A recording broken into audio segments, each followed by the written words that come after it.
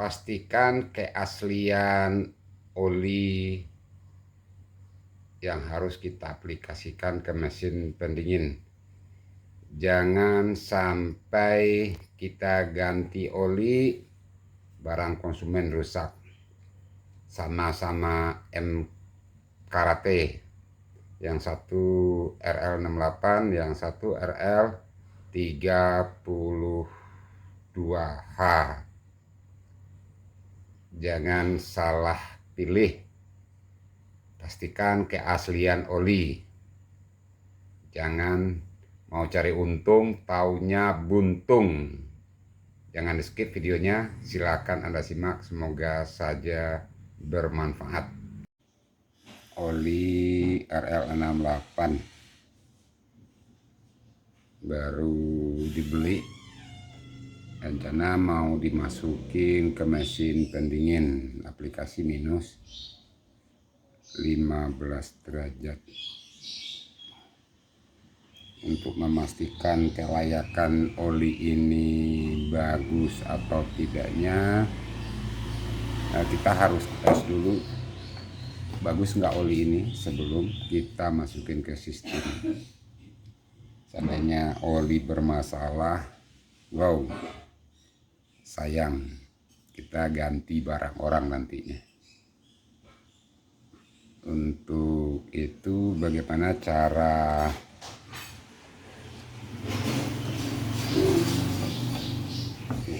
masih segar memastikan oli ini layak atau tidaknya? Ayo kita lakukan pengujian.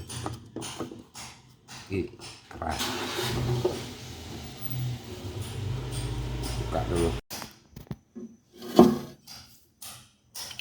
olinya bening.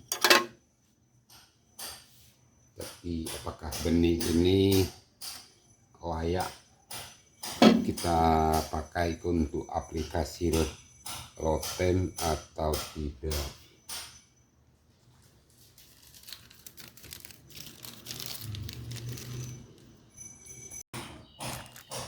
Saya ambil sedikit olinya. Ini untuk rekan-rekan, terutama pemula. Kalau kita buka oli POE ini sintetik ester, poliol ester. Oli ini, sifat olinya dikarenakan POE mudah menyerap uap air. Jadi setelah kita buka, kita pakai, kita cepat tutup wadahnya lagi, karena kan sifatnya tadi gampang menyerap uap air.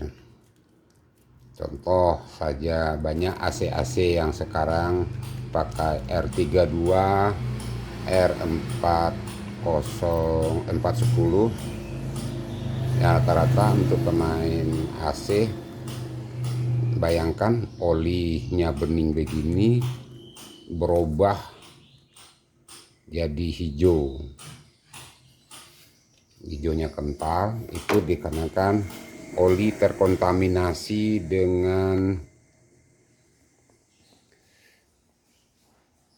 udara panas dingin. Sekarang ini untuk mengetes kepastiannya apakah ini oli ini layak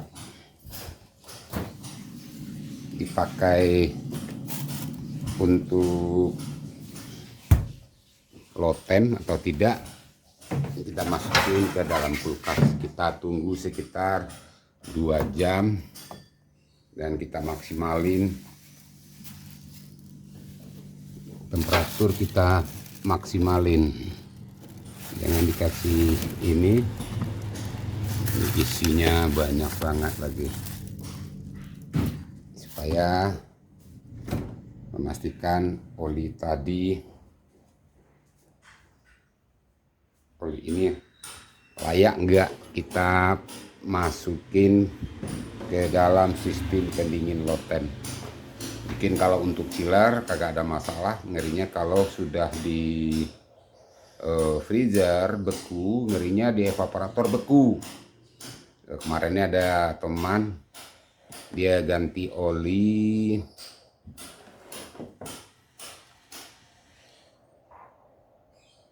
kompresor kulkas, bukan kulkas malah, itu untuk dispenser. Jadi dia bilang vakum udah beberapa saat, taunya beku, buntu, dia bilang. Disasarankan coba tes oli,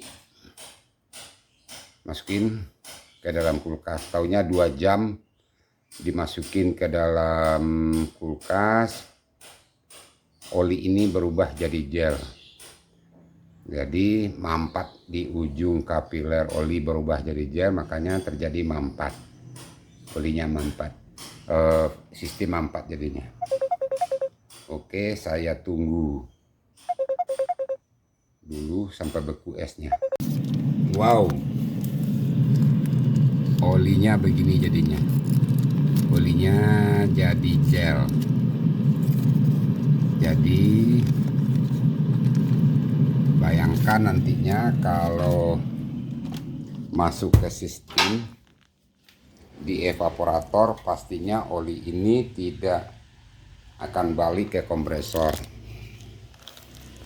Tidak balik ke kompresor, pasti oil pressure control bekerja.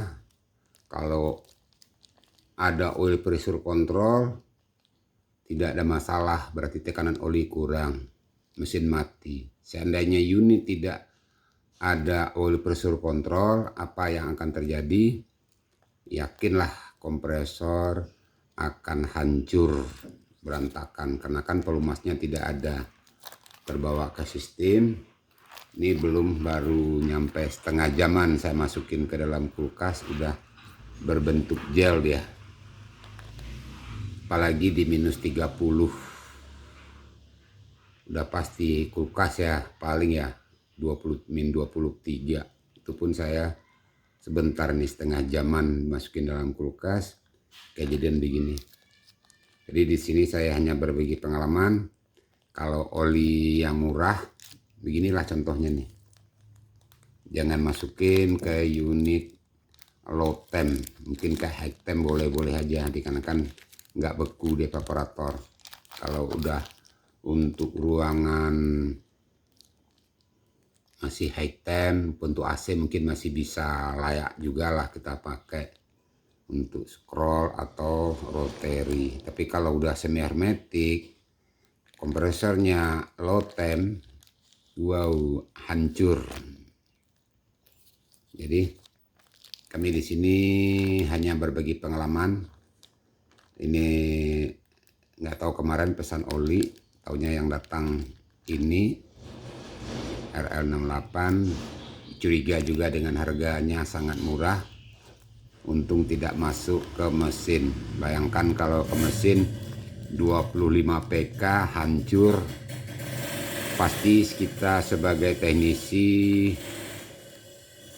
udah jelas kita kena batunya, cuma gara-gara oli selisih harga paling ya 1,5 juta per pel, per kaleng. Taunya begini, bukannya untung malah buntung nantinya kita sebagai teknisi gara-gara oli. Oke, di sini hanya kami berbagi pengalaman, bukan untuk menggurui.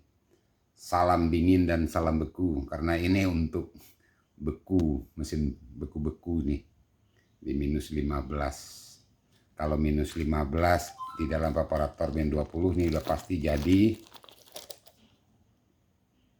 apa? Jadi agar-agar, bukan gel lagi, udah jadi agar-agar. Numpuk oli di evaporator tidak balik, oli kekeringan mesin, mesin kekeringan oli, pelumas, hancur lah. Oke, salam sukses selalu. apa yang terjadi. Nih jadi gel dia.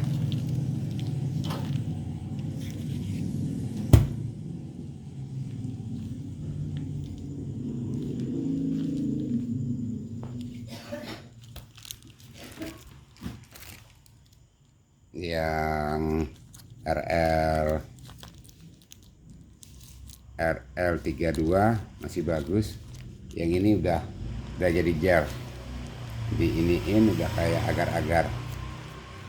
Jadi harga itu tidak harga tidak membodohi. Ini yang tadi di RL yang harganya umum, ini harganya murah. Jadi turunnya tuh. Kalau ini cepat turunnya, kalau ini lama turunnya, kental dia. Jadi jangan asal beli oli. Jadi oli yang bagus kita pakai.